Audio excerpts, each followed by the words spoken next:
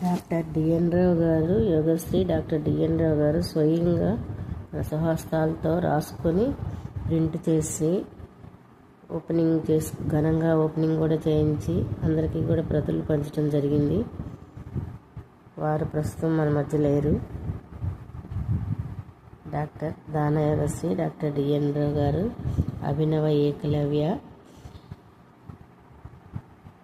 AP founder president, ఉమ్మడి AP founder president. ఈ యొక్క బుక్ పేరు అభ్యాస యోగ ప్రకాశిక.